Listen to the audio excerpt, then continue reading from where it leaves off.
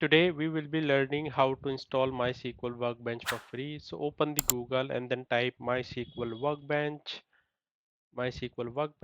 and then you would see like these many options. So you need to click on MySQL Workbench. So where it says www.mysql.com. So once you click on it, you need to click on downloads, and after download scroll down below and come here, so which should state MySQL community download, because we need the free version and we are installing it for Windows. So we will click on MySQL installer for Windows and click on the second one, so we'll download it. And now it would ask for sign up or login, so you don't have to do anything, so just click on no thanks, just start my download.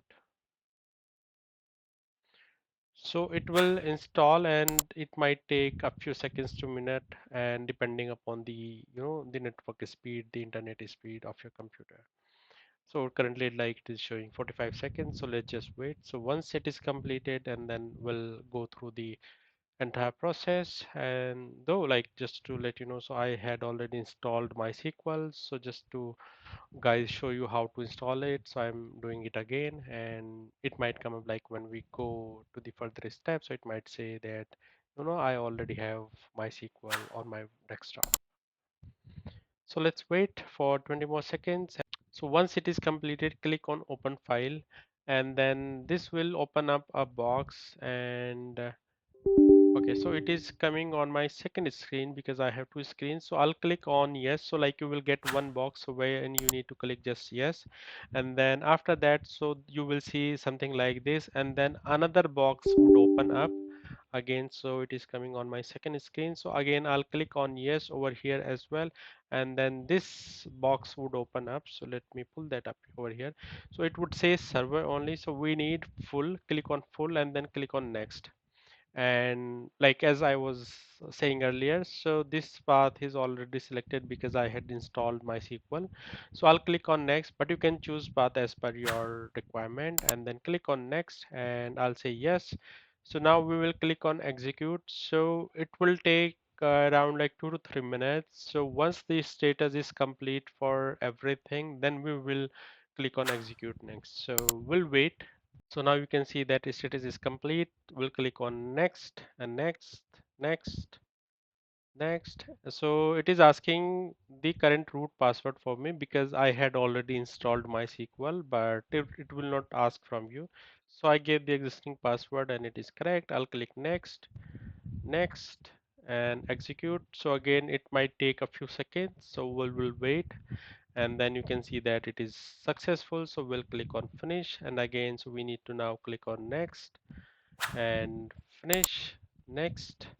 So here you need to select the username, so you can select any username, and then you need to put the password as well. And remember this password, because if you forget it, then you might not be able to retrieve it. So it is perfectly fine. So I'll click on next, execute again. So it will take just a few seconds, and then pause that. I think we are almost done. So it's completed. So I'll click on finish, next, and click on finish.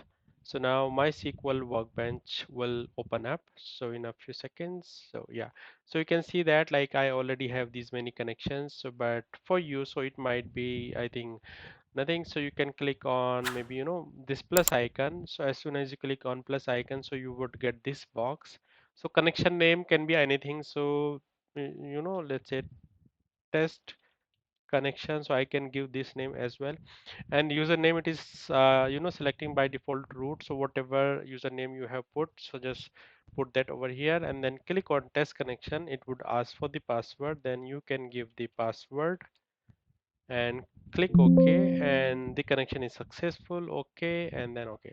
So you will then see this connections what you created. So once you click on it, and then this window will open up. So you should see basically Sys and Sakila by default, but you should not see the others, because so these are the databases so which I have created myself.